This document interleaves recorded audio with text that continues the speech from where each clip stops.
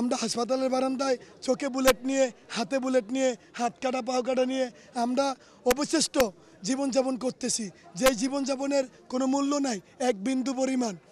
আমরা এই রাষ্ট্রের কাছে চেয়েছিলাম আমাদের পুনর্বাসন, জাতির স্বীকৃতি, আমাদের উন্নত ট্রিটমেন্ট, আমাদেরকে বীরের মর্যাদা দিতে হবে।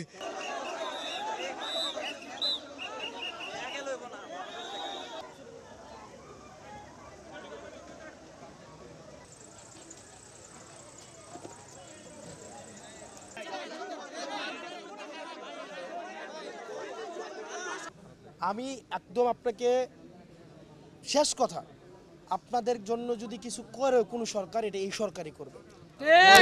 আপনারা 20 চান, হয়তো এই সরকার 18 দিবে, 16 দিবে, 14 দিবে, কিন্তু দিলে এই সরকারই দিবে।